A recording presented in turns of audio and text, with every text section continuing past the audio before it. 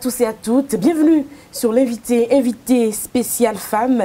Cette dame continue d'écrire son histoire en lettres d'or dans les annales de notre très cher et beau pays, le Bénin.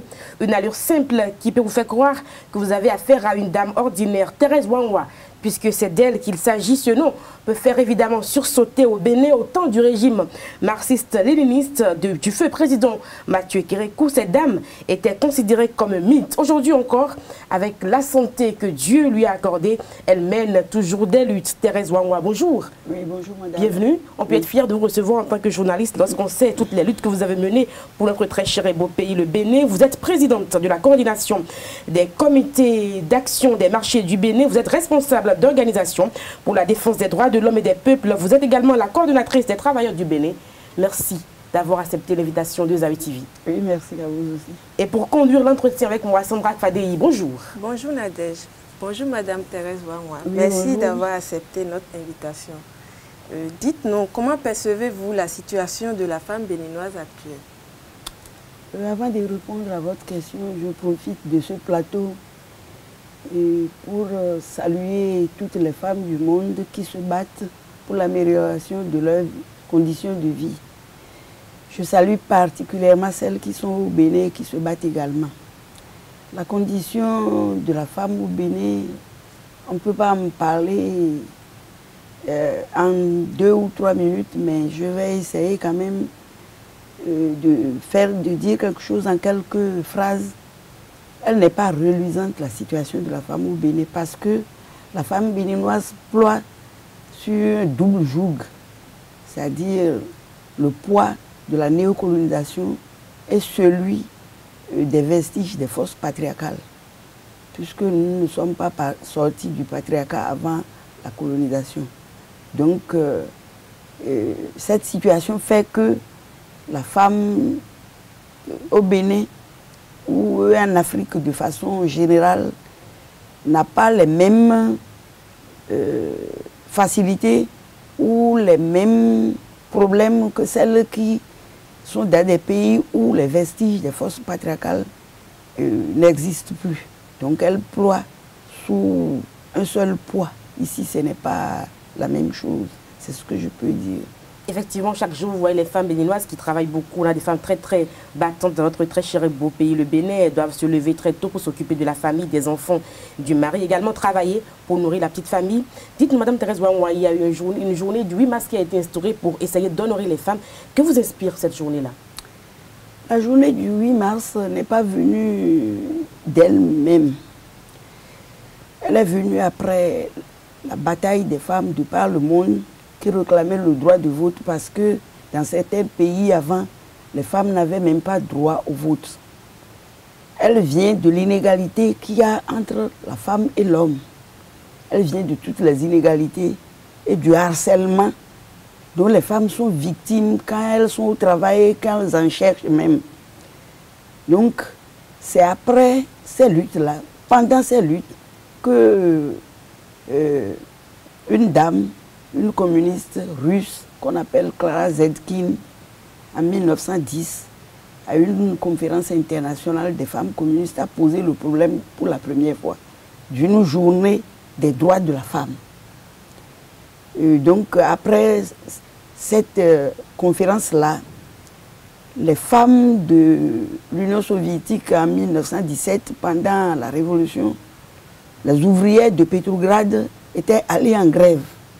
Et la grève était tellement sérieuse que Lénine a décrété une journée là-bas, journée de la femme, des droits de la femme.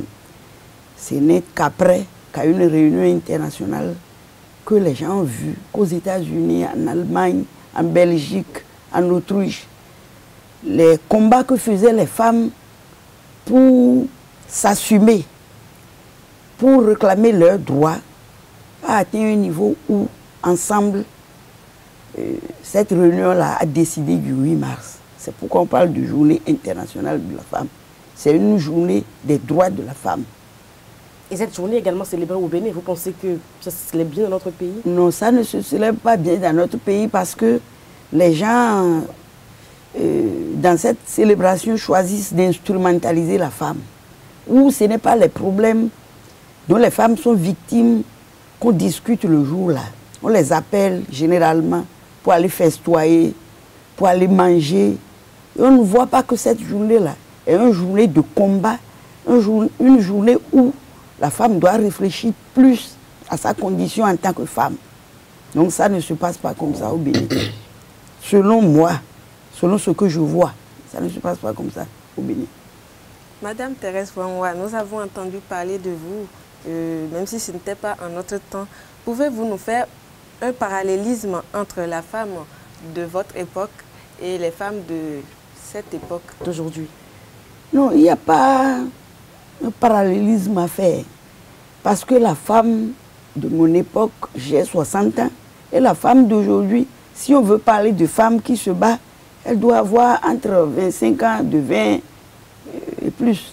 Donc, il n'y a pas encore d'époque pour qu'on parle de parallélisme. Bon, maintenant, par rapport à moi, si on demande si les femmes se battent, comme moi je l'ai fait et comme je continue de le faire, pendant que moi je me battais, et j'ai donné tout de ma jeunesse, il n'y avait aucune liberté. Il n'y avait pas de liberté. La liberté était carrément dans le fer. Donc il fallait donner beaucoup plus de soi-même pour avoir les semi-libertés que nous avons aujourd'hui. Donc avec ces libertés-là, le combat ne peut plus être le même. Et on ne peut pas comparer la femme qui se bat aujourd'hui à celle que moi je suis quand il n'y avait pas de liberté. Donc les femmes continuent de se battre. Il n'y a pas une différence. Les temps ont changé. Oui, les temps ont changé parce que... Il y a des facilités maintenant. Oui, la semi-liberté fait que la femme peut venir facilement. L'évolution de la société aussi fait qu'en 30-40 ans, beaucoup de choses ont changé. Où la femme est un peu plus libre de venir au combat.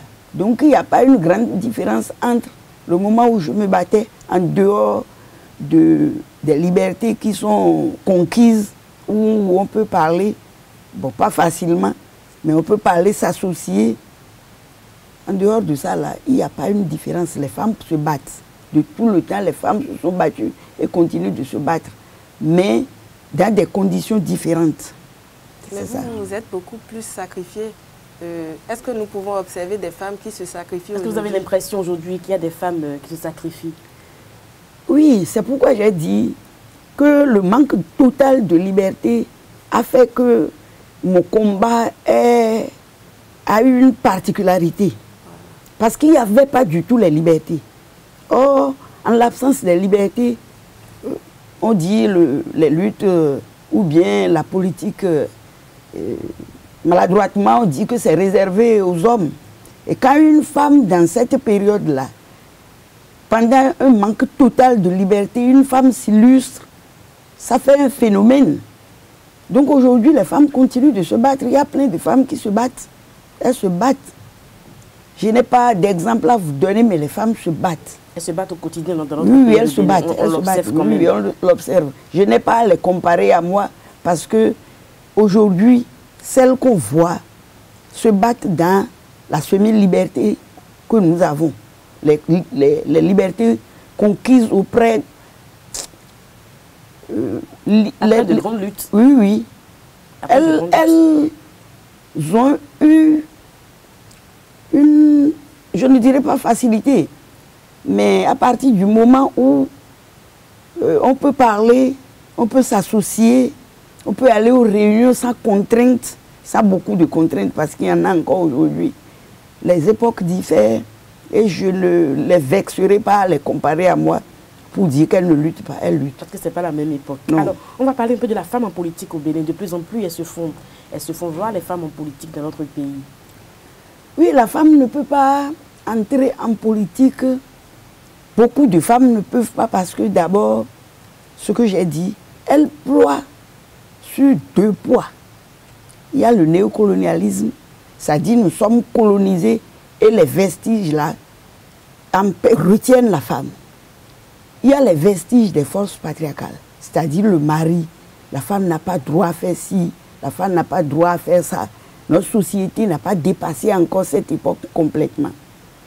Donc, ajouter à cela, il y a l'analphabétisme. Je ne dis pas qu'il faut que la femme s'instruise en français. l'instruction dans nos langues, si elle est instruite et dans nos langues, pas forcément en français, elle pourra aborder la chose politique correctement. Mais aujourd'hui, la femme est considérée comme celle, encore au Bénin, comme celle qui n'a pas droit comme ça à la politique. Ce qui fait que on ne voit pas beaucoup de femmes à la politique. Et c'est normal, c'est l'état atteint par l'état d'évolution atteint par notre société. Notre société n'est pas développée. Et la femme a encore enchaîné à beaucoup de chaînes, ce qui fait qu'on ne la voit pas beaucoup. Donc ça ne dépend pas d'elle-même, ça dépend de l'évolution de la société. Madame Ouangoua, notre pays, comment pouvez-vous juger la gestion de notre pays actuellement? Nous avons vu des femmes la dernière fois avec leur casserole à la bourse de travail. Oui, j'étais l'une des organisatrices de cette marche-là, dans le cadre du MRFPP. Cette marche avait été organisée à l'initiative du MRFPP, de Mathurine Sossoupe, elle est présidente, et du CONARAB, avec d'autres organisations qui n'ont pas signé. C'est parce que ça ne va pas. Dans notre pays, qui ne veut pas être malhonnête, c'est que les gens ont faim. Et quand le peuple a faim, c'est la femme qui ressent plus parce que c'est elle qui donne à manger à la maison. Elle souffre. Donc, si on veut parler de comment ça va dans notre pays, ça ne va pas du tout. Et si ça allait, vous n'allez pas voir dans les rues ces derniers temps, et élèves, et enseignants, et travailleurs dans les rues. Ils ont déposé la craie, les enseignants, les autres ont fermé leur bureau et sont à la maison jusqu'au niveau des magistrats. Ça veut dire que ça ne va pas. Ça ne va pas dans notre pays, il faut revoir la politique de ce pays-là.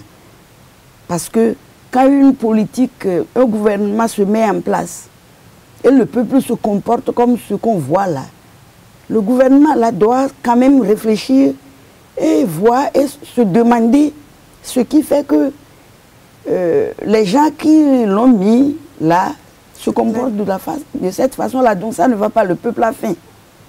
Et comme par hasard, le 5 mars passé, le président est allé reconnaître lui-même qu'il est l'un des prédateurs. Celui-là, ceux-là qui ont pillé le pays pour qu'il soit ce que nous voyons aujourd'hui. Que les richesses maigres de notre pays sont accaparées par une minorité dont lui-même. Donc ça veut dire que ça ne va pas. Si une minorité dans un pays s'accapare les richesses de ce pays-là, dont le président lui-même, ça veut dire qu'au Bénin, on n'a plus de président. C'est quelqu'un, s'il est honnête et s'il a un peu de dignité, de démissionner pour se remettre à la justice, pour être jugé. Mais à partir de là, il veut changer. Non, non, non, si on veut changer et on déclare qu'on a volé, à partir du moment, à l'instant où on déclare qu'on a volé là, c'est j'ai volé, si, je demande à mon... Je vais me faire juger. Sinon, le reste, c'est du bluff. C'est la ruse. Comme ils l'ont dit, vous ne gouvernez pas la ruse et la rage. C'est une manche de la ruse. Alors, donc ça ne va pas. Est-ce que vous avez l'impression quand même que le gouvernement est à l'écoute de la femme? On a vu le chef de l'État qui a commencé à recevoir petit à petit les femmes. Non, le gouvernement n'est pas du tout à l'écoute du peuple pour parler de la femme. Si le président Patrice Talon a reçu des gens et a reçu certaines femmes au palais, c'est pour un peu réparer son image parce qu'il allait en France. Parce que là-bas, ce qui se passe ici, là, ça ne se fait pas. Les femmes veulent marcher, les casseroles vides, pour montrer que c'est vide, qu'il n'y a plus rien, et qu'on mette tout cet arsenal de guerre là pour les empêcher. C'est pour dire que dans son pays, c'est quelqu'un qui a empêché, lui n'était pas informé qu'on fait le folklore de la présidence du 3. Sinon, comment ne pas inviter celles qui étaient les organisatrices de cette marche-là? Certains diront que j'ai été invitée. Ce n'est pas la ruse qu'on a tenté de m'inviter. Parce que le préfet m'appelle, je dis je ne suis pas n'importe qui. Je suis une personnalité dans ce pays. Confirme-moi l'invitation par écrit. Et on va faire passer ça par le directeur de la Sogema qui m'appelle le 2 vers 18 h. Je dis je ne suis pas au Bénin, je suis en voyage. Et pourtant on va déposer la lettre à ma boutique. Ce que je n'ai évidemment pas eu. Est-ce que j'ai été invitée comme ça? Donc il fallait inviter, si on est honnête, si on veut vraiment rencontrer les femmes, il fallait inviter celles-là qui ont voulu manifester. Or, celles-là qui ont voulu manifester ont des responsables connus. On ne peut pas dire qu'on ne connaît pas. On ne peut pas dire qu'on ne connaît pas sur Super Mathurine. Je ne dis pas que celles qui ont été invitées ne sont pas des femmes. Je ne dis pas qu'elles ne représentent pas certaines femmes. Mais il aurait fallu inviter celles qui ont voulu se manifester, puisque ce n'est pas elles qui sont allées à la présidence de la République. Est-ce qu'elles ont parlé au nom des femmes pauvres, au nom des femmes qui souffrent? Tout le monde a regardé et on a écouté. Parce que la femme qui souffre aujourd'hui, ce n'est pas un prêt de 500 millions qui fait son problème. Ce n'est même pas un prêt en tant que tel. C'est les conditions de gouvernance. C'est changer la gouvernance pour qu'il y ait moins de souffrance. C'est cesser de privatiser les entreprises pour que ces enfants trouvent du travail. Donc, je ne vais pas dire que ce n'est pas des femmes, mais ce n'est pas celles que moi je représente qui étaient là-bas.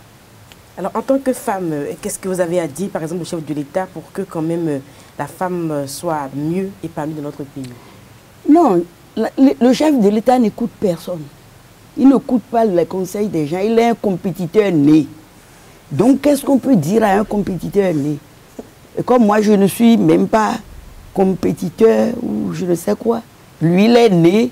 Je n'ai rien à lui apprendre. Il n'écoute pas. Je ne vais pas perdre mon temps à parler à quelqu'un qui ne veut écouter personne. Il veut conduire. Les mères, elles répètent quand même, elles parlent jusqu'à ce que les enfants écoutent finalement. Non, l'enfant là, si un enfant veut écouter sa mère, il commence par écouter d'abord ses frères. Un peu. Donc lui n'écoute personne. Un compétiteur né ne peut écouter personne. Donc je n'ai rien à lui dire. Je ne vais pas perdre mon temps à le dire. Parce que tout ce qu'on dit depuis, ça veut dire, ce n'est pas que je ne dis pas. Je fais des publications, j'ai mon point de vue, je donne mon point de vue sur plusieurs choses au Bénin. Et ce n'est pas moi seul. Plusieurs femmes aussi se prononcent dans ce pays-là. Et si le président Patrice Talon voulait écouter les femmes, le peuple béninois, en particulier les femmes, on n'en arriverait pas là aujourd'hui où ce n'est pas on frôle la catastrophe, on va droit dans le mur si rien ne change. Donc, de grâce, je ne peux pas perdre mon temps à donner des conseils à quelqu'un qui est un compétiteur né. Vous allez dire maintenant, moi, l'endroit de toutes les femmes, avant qu'on ne boucle cet entretien? Oui, j'ai fait une adresse à l'endroit des femmes et je leur demande de se lever pour qu'on se batte aux côtés des hommes pour ce qui se passe dans notre pays aujourd'hui, pour que la catastrophe n'arrive pas. De laisser un peu de côté nos revendications en tant que femmes, puisqu'il y en a. Il y a des revendications qui sont intimement liées à la femme. Mais à l'heure où nous sommes, je demande aux femmes de se lever, de se mobiliser pour qu'on se mette à côté des hommes qui sont en mouvement aujourd'hui pour que notre pays n'aille pas dans le gouffre dans lequel le président Patrice Talon et son gouvernement veulent le plonger. Merci à vous, Thérèse Ouangoua. Merci. C'est à moi de vous remercier. D'avoir accepté l'invitation. Sandra Kfadei. Oui, merci Nadège. Merci maman Thérèse Ouangoua. J'ai tellement entendu parler de vous. C'est un plaisir d'être sur ce plateau avec vous. Merci beaucoup à vous. Sandra Kfadei, merci beaucoup. Je rappelle que vous avez conduit l'entretien avec moi. Invité spécial donc avec Madame Thérèse Ouangoua. On retient en fait de l'entretien que le manque total de liberté en son temps a fait du combat de Thérèse Ouangoua, a donné donc un cachet spécial au combat de Thérèse Ouangoua. Sinon la femme est restée battante, a-t-elle dit. Les femmes béninoises ont beaucoup de mérite, elles sont battantes et elle est considérée comme celle qui n'a pas droit également à la politique. Il faut que toutes les femmes se lèvent et travaillent donc en solidarité pour que la femme puisse vraiment se faire bien représenter dans notre pays. Elle a dit à l'endroit du président Patrice Talon qu'elle n'a pas de conseil à lui donner parce qu'elle s'est prononcée plusieurs fois sans être effectivement écoutée, mais qu'il faut quand même qu'il apprenne à écouter déjà ses frères, donc son peuple, avant d'écouter donc ses mères. Les femmes doivent se lever et se mobiliser pour que le pays ne se retrouve pas dans le gouffre, a-t-elle dit pour conclure. Nous avons eu beaucoup de plaisir à la recevoir sur ce plateau avec elle. Nous avons abordé donc la situation de la femme béninoise. Nous avons également parlé de la gestion de notre très cher et beau pays, le Bénin. Bonne fête à toutes les femmes d'ici et d'ailleurs. Au revoir, portez-vous bien.